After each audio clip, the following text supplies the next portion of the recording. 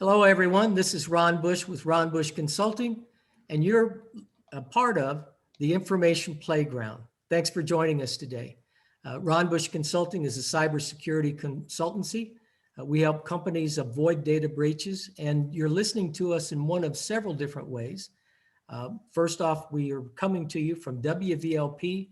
If you're in Valparaiso, Indiana, that is an excellent radio station to get involved with. They're a community FM radio station. You can find them at 103.1 FM, or you can stream us through them through wvlp.org. They're an excellent radio station. I hope you check out their website. You can stream us from that. Or you can, by the way, that's on Mondays from 8 to 9 a.m. or Fridays from 1 to 2 p.m. Or you can catch us on demand. And you can do that on any of the podcast platforms under The Information Playground. That's also our broadcast name with WVLP. Or you can watch us on YouTube also under The Information Playground. We've got a great guest for you today, Dr. Amy McCormack, who is president of Calumet College, St. Joseph. Welcome, Amy. How are you today? Great. Thank you very much for having me. Oh, it's a pleasure to be with you today.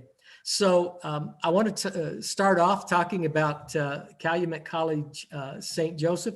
Tell us a little bit about the school, how it got started. I know it started in 1951. Tell us a little bit about the founders. Well, actually, we have a great history. So we started in 1951 as a satellite of St. Joe College in Rensselaer. So both institutions are sponsored by the Missionaries of the Precious Blood. So that's our sponsoring order. We are the only Catholic college in Northwest Indiana. And since 1971, we've actually been independent. So while we still have the same sponsoring order as St. Joe College, we are independent from St. Joe. So we are Calumet College of St. Joseph.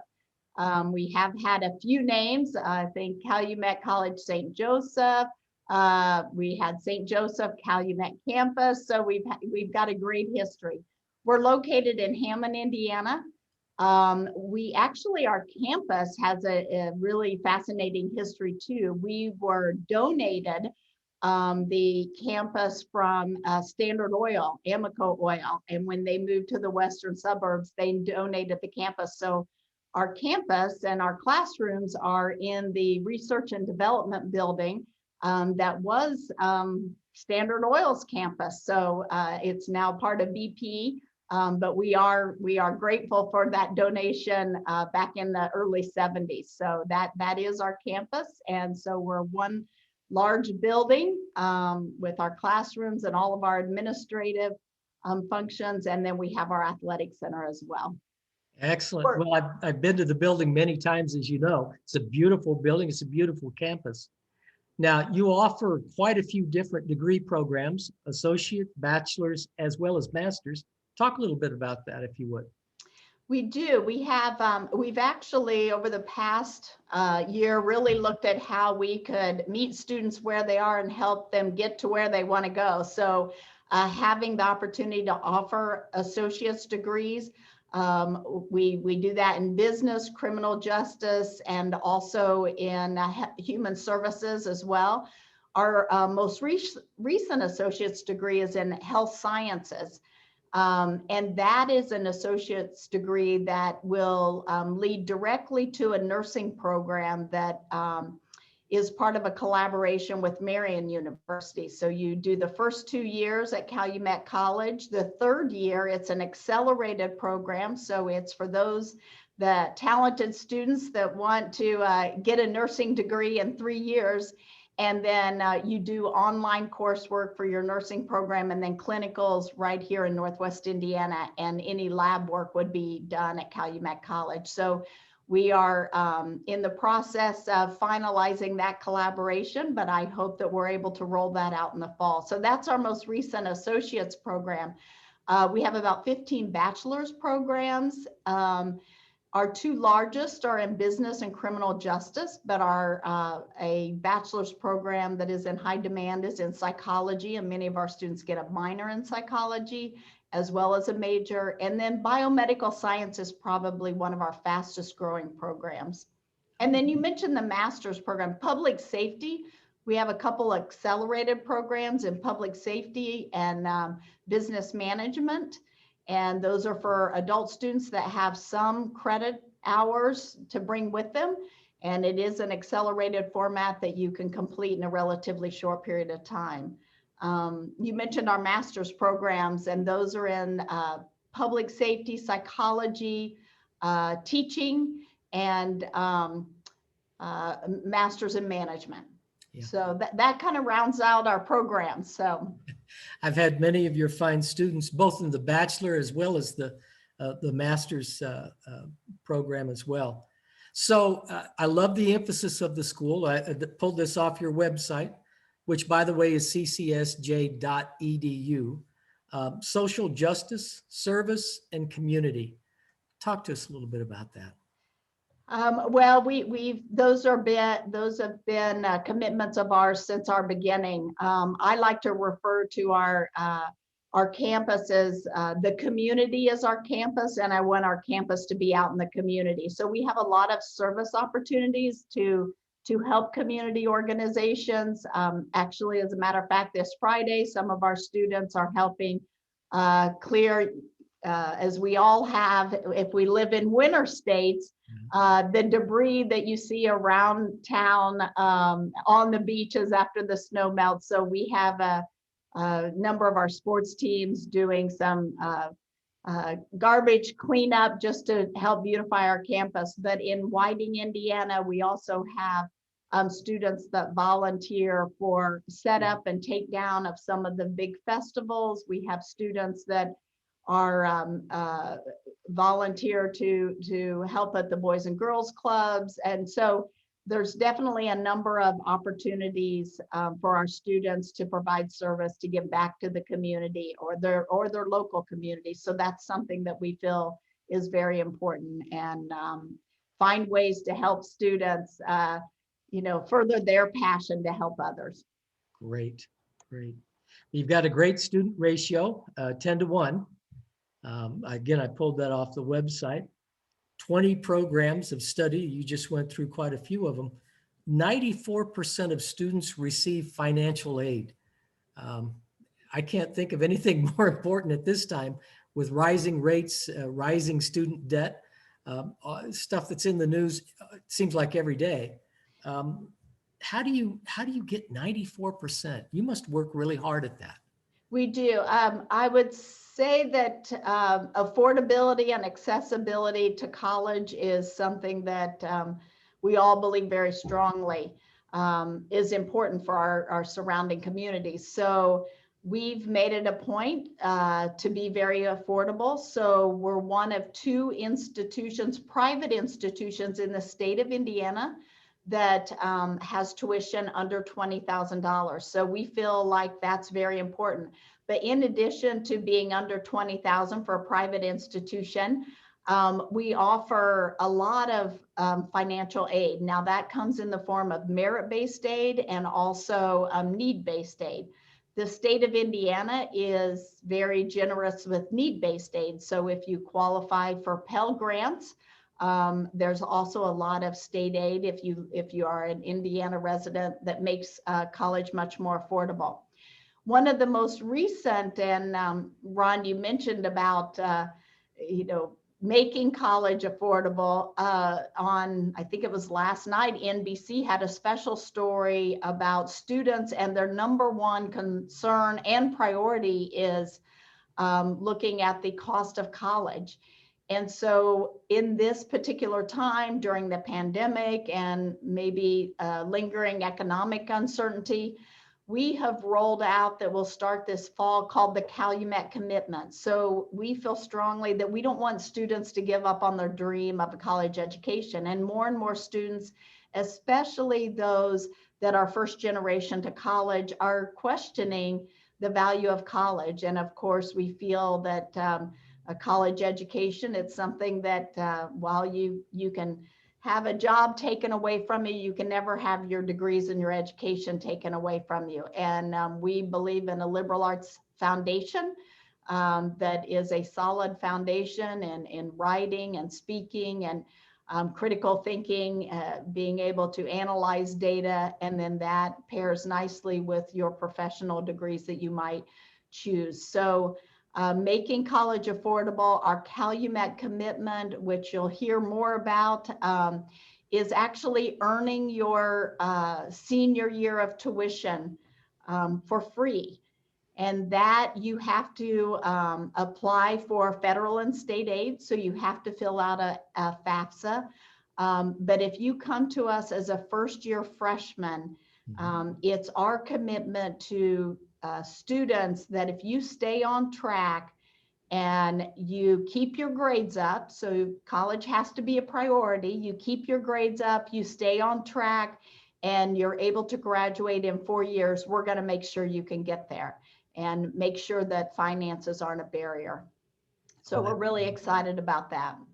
And that's for incoming freshmen. Those you hear more and more about high school seniors taking a gap year. And we know from the research that if you take a gap year, you're less likely to go on to college. So we are trying to encourage those seniors, first-time, full-time freshmen, to keep their dream alive and to stay on track.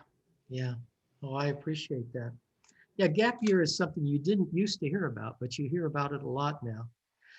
I loved when you were talking, you alluded to several things. One of them that hit me is the soft skills. There's got to be, I'm mostly on the cybersecurity side, so I'm mostly on the IT side of things.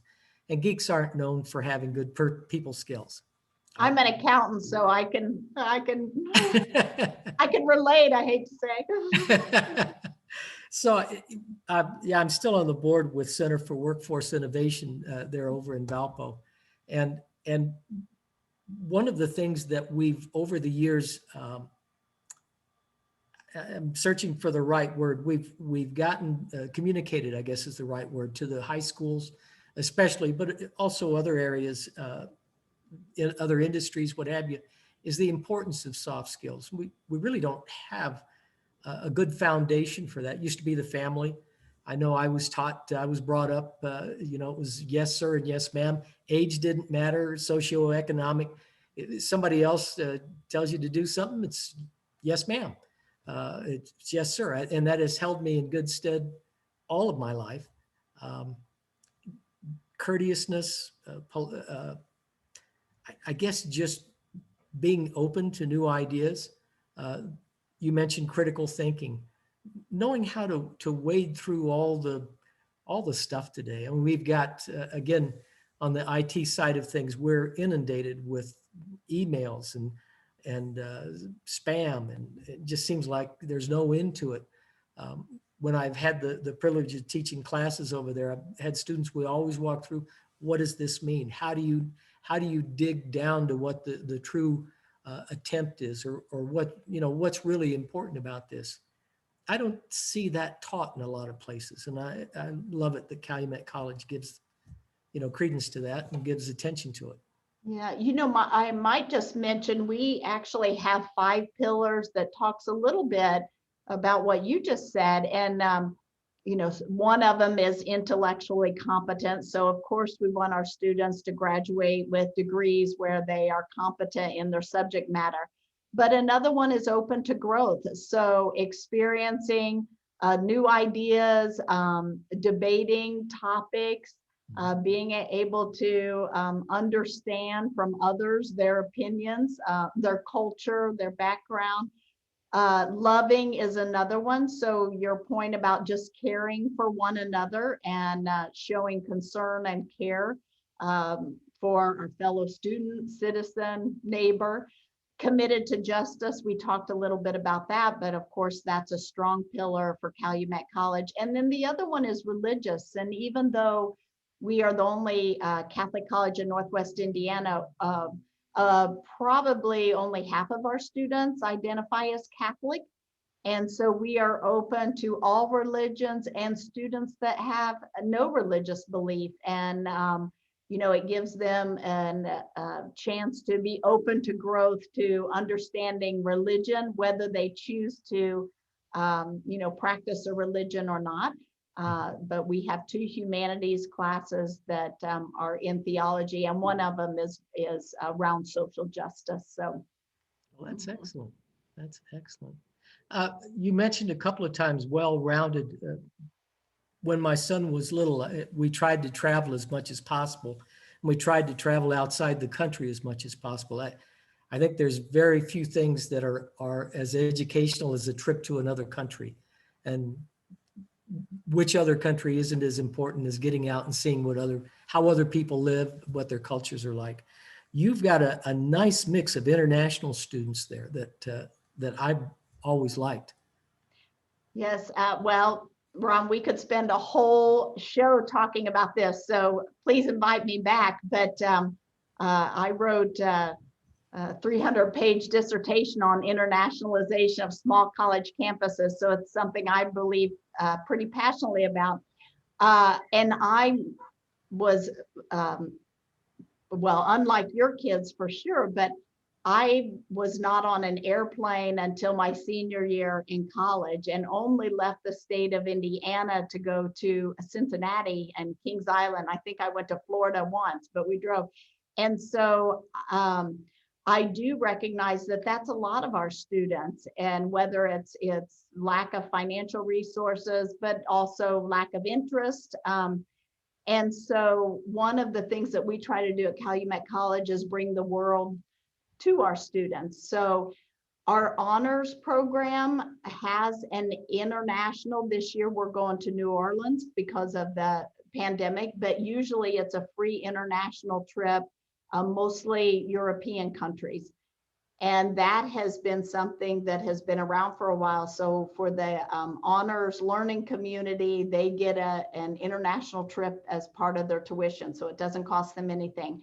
But we have about 3% of our student population. Historically, it might be a little bit, well, it is a little bit lower than that now because of the pandemic. So we do have some international students waiting to start with us in the fall, but from about 13 different countries. So mostly European, Central, South America, and Asia. And so it is an opportunity in a very small environment. You mentioned our ratio 10-1. So we are a small school. We have about 700 students. The classrooms are typically never larger than 30. So you do get a chance, whether it's on your athletic team or in band or and some of our extracurricular activities, to really get to know students from a different country. And that is a way that it helps broaden your perspective. Sometimes just understanding news and climate and food, religions in other countries, but oftentimes it's creating a friendship for life, and maybe you will visit them in another country someday. Oh, that is excellent. Yeah. I'm reminded of I'm a Rotarian, and it's probably 5, 6, 7 years ago that we had an exchange student. Rotary has an exchange program, and we had an exchange student from Denmark. And I was so impressed with that young lady. She was a junior in high school, if I remember right. She was fluent in 5 languages, spoke better English than most of us. And it's amazing what travel will do for you, what education can do for you. When I make no secret that I'm in cybersecurity, and we both know that I have a passion to educate really everyone on how to stay safe, how to keep their families, their companies, and all the rest of that safe. Part of that is being able to think critically. When you get that email that you don't recognize, is curiosity going to get you? The idea of seeing some cute puppies going to override common sense? Well, no, it's probably not, if you think about it. Well, the one I have gotten recently several times is the Amazon gift cards. Your gift card's up to $130. Claim it now. That's the one you need to go and block caller. So for your listeners, anybody that's getting that, that's a recent one. But definitely there are many emails that come through to faculty and staff on our campus that appear to come from me. Yeah. So, that people have to just first look at the email address, think, is this an email she would send me?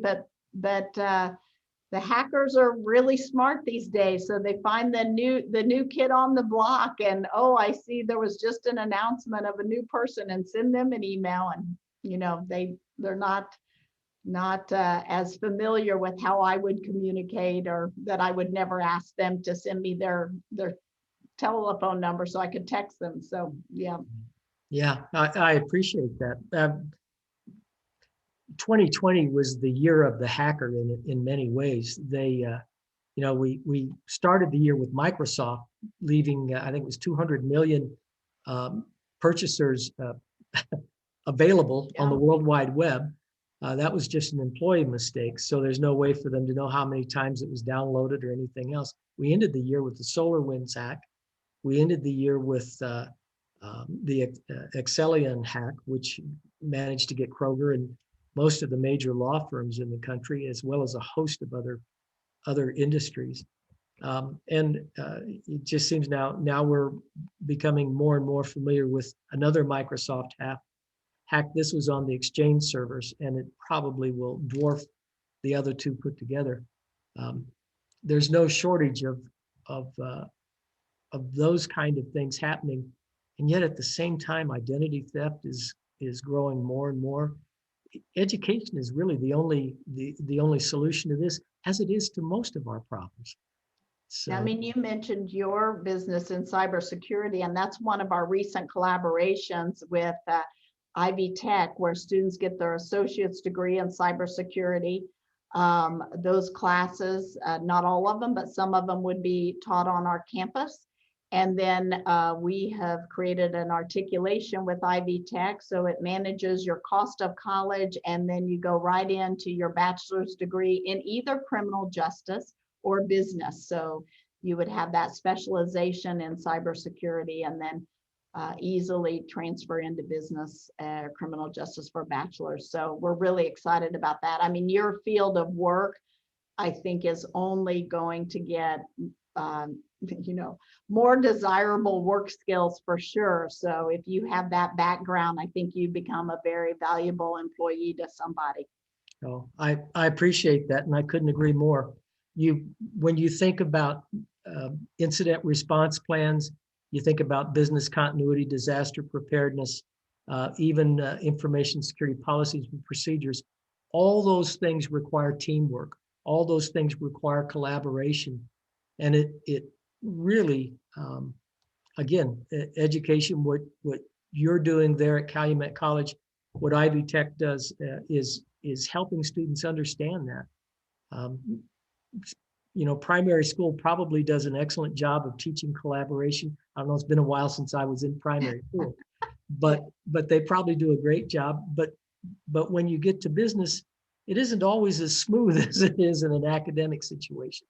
And this is where learning this stuff in college now prepares you to go out into the business world.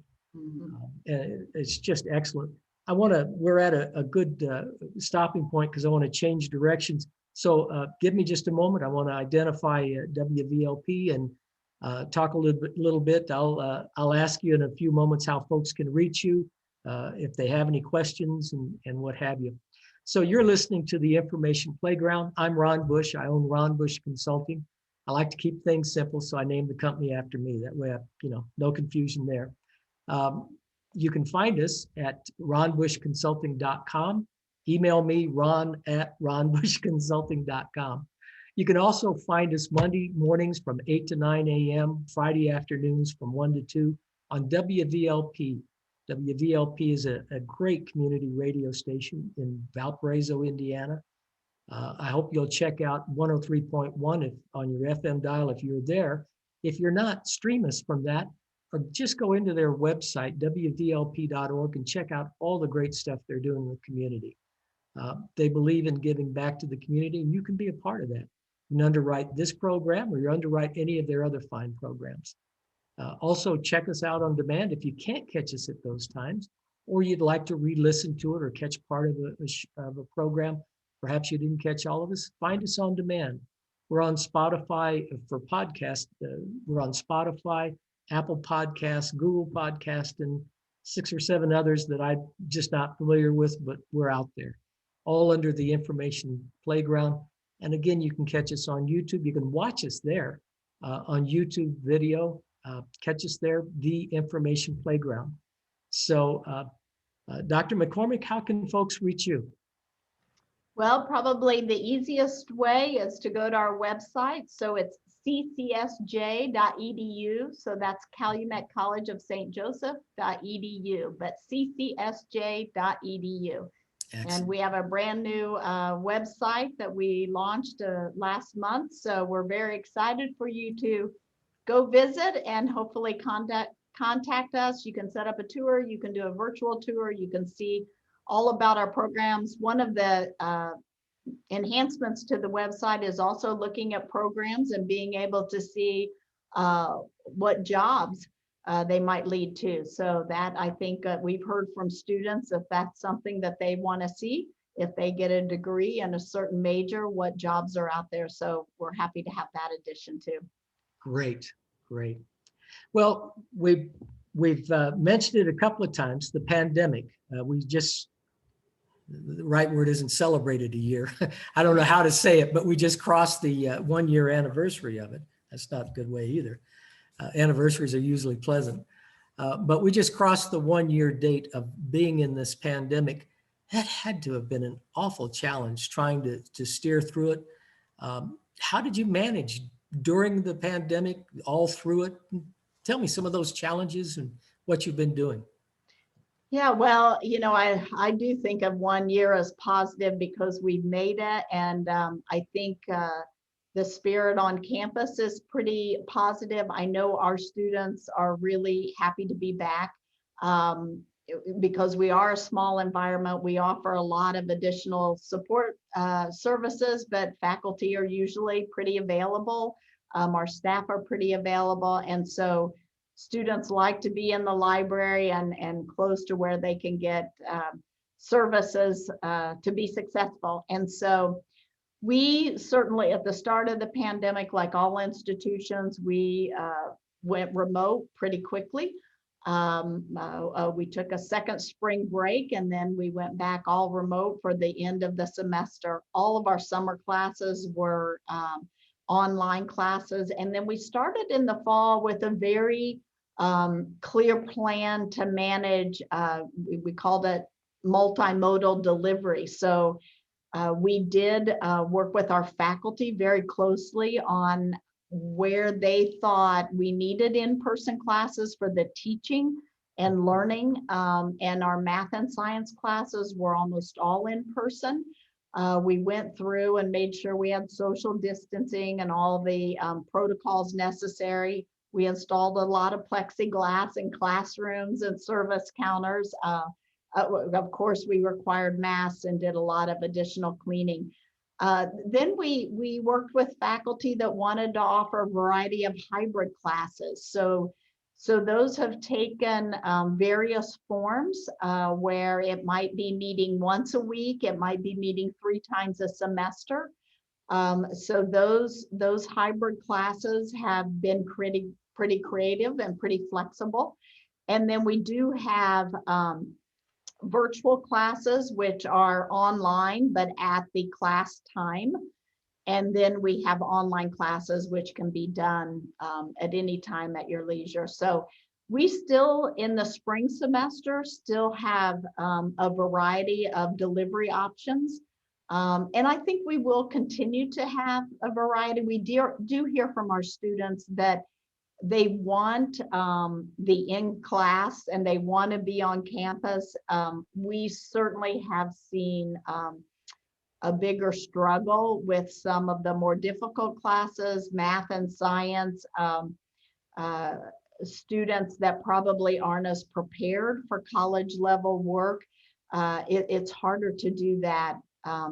I think just to keep their attention and not be distracted when you're doing that remote and sometimes your distractions are at home are difficult to navigate.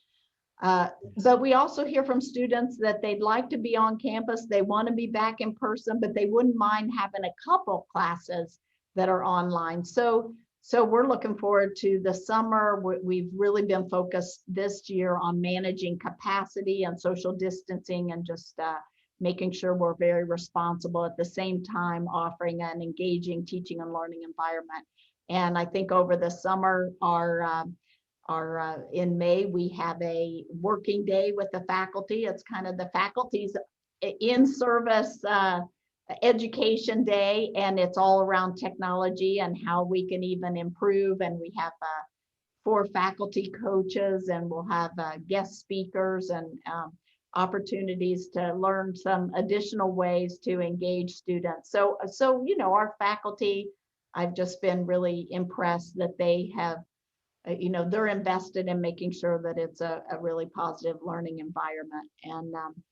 And we have renovated our library. So at a time when a lot of schools maybe aren't doing things, we were lucky to have a significant grant from the Lilly Endowment, $1 million Lilly Endowment grant that's allowed us to really invest in new programs and innovation, but also creating a student success center in our library. So it's our academic resource center, and being able to have separate rooms for students to even Zoom classes while they're in the library. And so that's just, students came back from spring break, and we have new digs for them. So that was very exciting, and have a few more pieces to come in, but that's been certainly our tutoring as far as additional support services for students.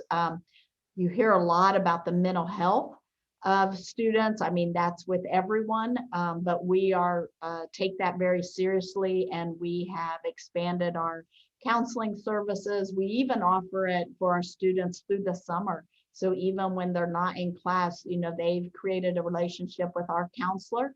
We don't want them to have to go somewhere else, and it's part of their service as a student. And so we offer that during the summer. And then we also enhanced our tutoring services through an online platform that provides 24/7 tutoring services in addition to the in-person. So we're definitely trying to make sure, however a student defines their own success, we want to help them get there. Well, that's great. Yeah. And honestly, that reflects the business climate. I've forgotten the number of how many businesses furloughed people, how many businesses sent employees to work from home. The last thing I read on Google, and of course they've relocated to Austin in the last year or so. But the last I read about Google is they had sent everybody home to work remote for an indefinite period of time. They, at the time I read that, which was a few months ago, had no plans to bring anybody back into the offices. So some businesses are doing that. Some businesses, of course, can't work from home. My heart goes out to restaurants and businesses that they depend on your being there. Mm-hmm. Mills and many manufacturing plants, same issue. They need, unless they have robotics in place, they need people there. Yeah. But what I've also read is, of the total business, I guess, environment that has sent people to work from home, only 50% are expected to come back at any time when the pandemic is finished. Meaning that some businesses find it actually more profitable. They're able to cut costs by not having the traditional brick and mortar office building. Others that won't work for. So it's just I want to say a hodgepodge, but it's just a combination of things. And, it just seems natural that everything would reflect that. Your students having a combination of in-classroom education as well as remote just seems logical to me. So that's excellent. I think of some research that, I look at a lot of research on why students choose colleges. And one of the, I think, top one or two reasons, of course, academic program, but is a sense of belonging. And so I think about how that even extends to businesses, how you choose a place to work, and do I feel like I have colleagues and a community. Now, maybe that's not as important in the business environment, but certainly in the college environment, that's where students want to feel a sense of belonging. And our tagline is "You belong," but I think that small college environment, about half of our students are athletes. So, they belong to a team. They're working in their classrooms on team projects and feel that sense of belonging, which it'll be interesting if that changes after the pandemic, because I've gone to several conferences and we look at research on what college students say, and we know that some of the mental health issues and depression and anxiety that we hear about in college students, they are looking for a place where they feel they have a sense of belonging.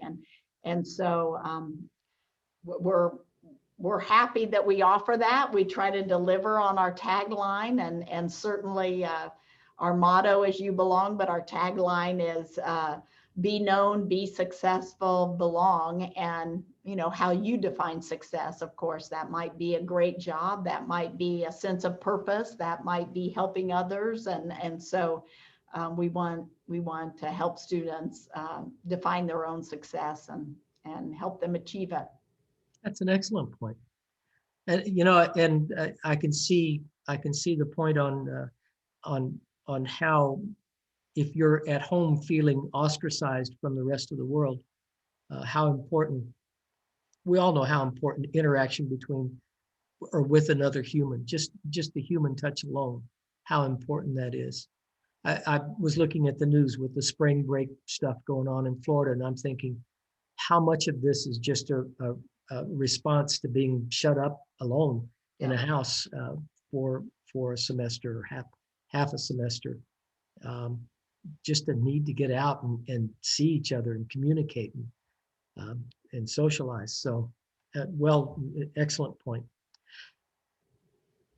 Innovative academic programs, you have no shortage of that, but you've got a bunch of new things going along. You mentioned the partnership with Ivy Tech. What all's going on? Well, we did. I mentioned a few of them in our conversation, but certainly the cybersecurity with Ivy Tech, the nursing program. There's a shortage of nurses still, but being able to do that and collaborate with another institution. Another one of our new programs, which is a collaboration, is medical lab science. So we started down that path probably a year before the pandemic, not knowing that it would be such a critical career choice. So those would be all people that work in labs and blood banks, looking at lab reports and taking labs at hospitals. And we are in collaboration with two hospital systems, Franciscan Health and also community hospitals, community health system here in Northwest Indiana. So that's a new program that just started this year. We are in the process of really looking at education. It's another area that has a high demand in the state of Indiana. There are a number of schools that are having difficulty filling teacher positions, and we have a program in our sciences where you get a degree in natural science and in 4 years also get a master's in teaching. Now, it's an accelerated program for those students that are good in science and want to become science teachers. And we're also just relooking at our whole education, teacher education, and in several conversations with advisory groups and other organizations to see how we can try to meet the demand in the state of Indiana and certainly in our region for teachers. We've long been referred to as the teacher of teachers, and so we're hitting the pause and having a lot of exciting conversations about how we attract students into the teaching position profession and fill some of these open positions. And we have some scholarship and some Lilly money to do that. So we're excited. And the pandemic, this sort of, as you bring the two together, certainly people have heard me say that we need to use the pandemic to position the college for post-pandemic success and strength. And so while we have spent a lot of time managing and navigating the requirements of the pandemic and constant screening of our athletes and and sports that are changing seasons and all that, Yes. we have had so many really engaging conversations about how we can retool programs, offer new programs, certificates, really share some courses so that we can make some of our programs more robust and have shared content across some of our disciplines that just makes them more enriching. And so that those are just some of the conversations that are happening right now. And so I'm sure that there's no shortage of ideas. It's probably the other thing I would say, because we are a small school, you will find small institutions that might offer 40, 50 majors, and we only offer, less than 20. And so what we're really focused on is, what does our region need? We are an institution that started offering urban education to serve Northwest Indiana and the South Side of Chicago. And so we are really looking at what our region needs and how we can continue to offer, the public service and the programs that meet workforce demands, but also the community needs. And so we look at our strengths and we look at what is needed for our region, and figure out if we can make a match there. And that's certainly our sweet spot. That's great. Well, and the advantage of a small school, we mentioned the student-teacher ratio, but it's, what's your tagline? Being known. It's that ability to, you're not just another number. You're actually a known quantity, and you know other quantities. You know people, and they know you. And I would say, a lot of small schools would say that they have a small student faculty ratio, and but it amazes me every once in a while. I get to sit in on meetings, and we do know our students. So if a student misses a class for a week, there's conversation about, just making sure, is the student having a tough time? How are they doing? If they're doing well in the class but they haven't showed up, is there some family or personal issue that the right person is able to follow up and reach out to them? And so it's, college is tough. I have college kids myself. I know that there are some tough days, and sometimes just having that phone call, someone reaching out, just saying, are you okay? Is there anything you need? Or connecting them with the right person can be helpful. And so I do feel like we deliver on that promise. I would say that I used to try to know as many of the students as possible. It's a lot harder when everyone's wearing masks, but I still try. So I like to check on them and see how they're doing and how they're enjoying their classes. And if they have perfect attendance, I always check on that too. That's great.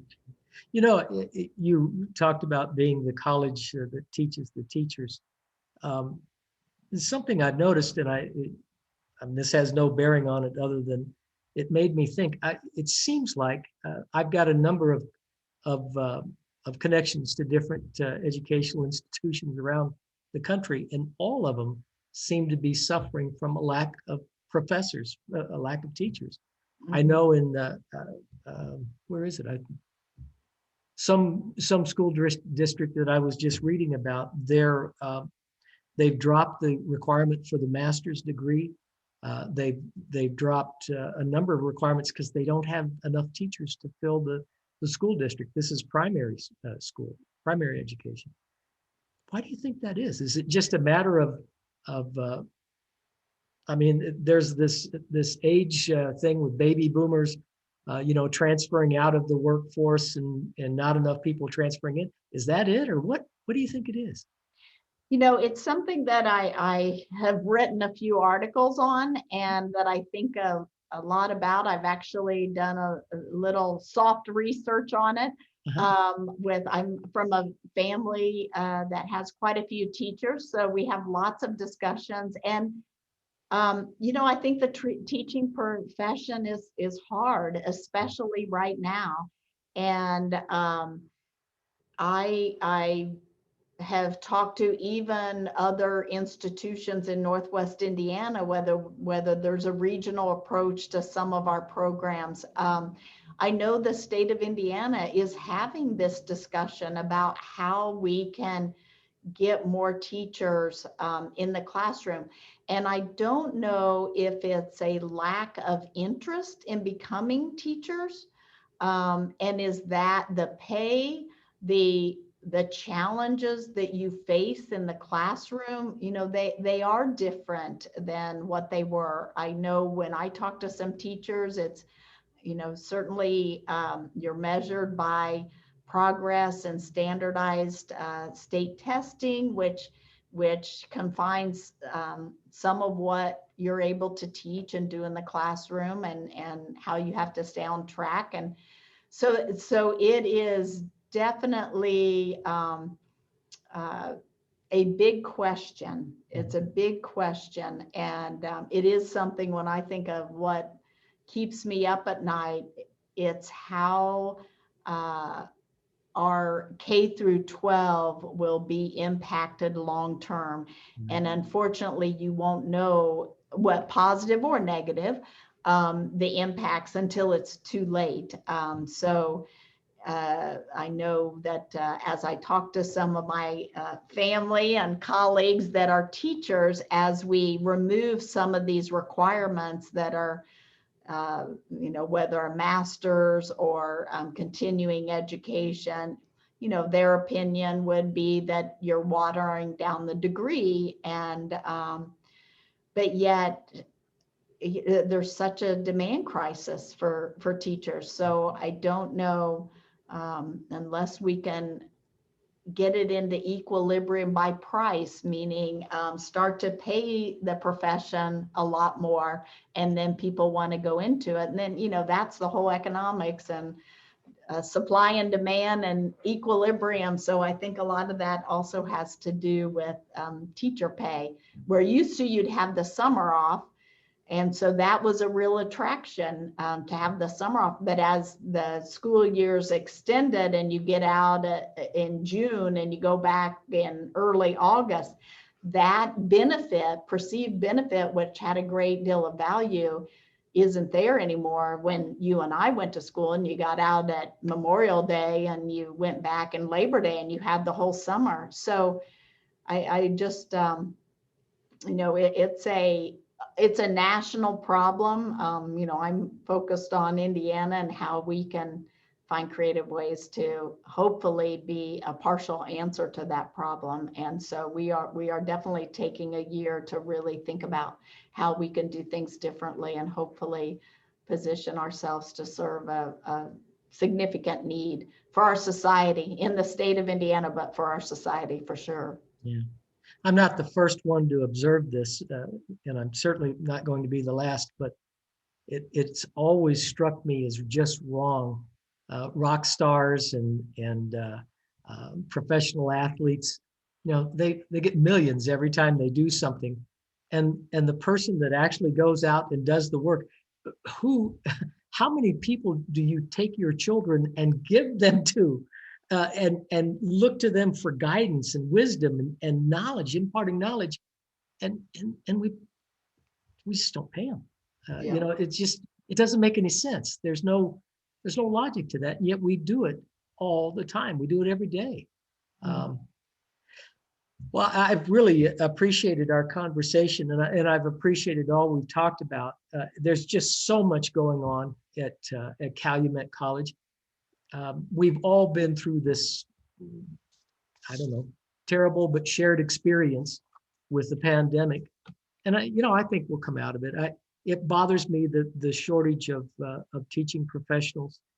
I do know that it was just a few years ago, we were worried that doctors were retiring, exiting the profession, and hospitals were buying up private practices. And then there was nurses. We still have a nursing shortage, as you pointed out. We still have a physician shortage, but we managed to continue to function in spite of it. I'm not sure it'll work the same way with teaching profession. I hope we manage to keep going forward. I trust we will. But, Well, I'm sure we'll have a solution, and hopefully it will be a good one. So I know there's a couple task force working on it. So I'm definitely, I'm hopeful. It's sort of like the pandemic when you're in kind of the crisis and you got to adjust quickly, and hopefully you come out with new ideas and new ways of doing things, and so keep that silver lining. Well said. Yeah. Well said. We've got just a very few moments. Any last thoughts? Anything I should have asked you I didn't, or any final thoughts for our viewers and listeners?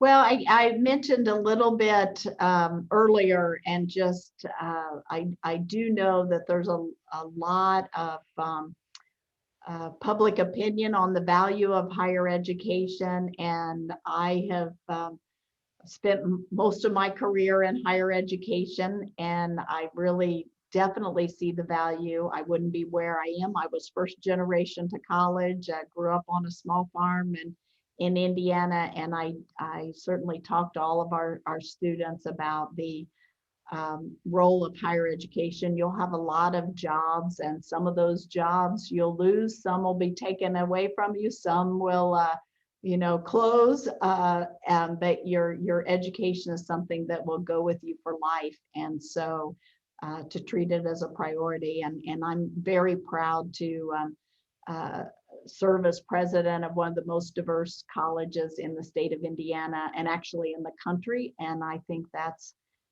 our society is made up of diverse opinions and people, and we like to think of our excellence is founded in being inclusive of all those opinions and cultures, and so I feel very blessed, and so I feel like we're a great option for college kids that are looking for a small environment where you can expand and be open to growth.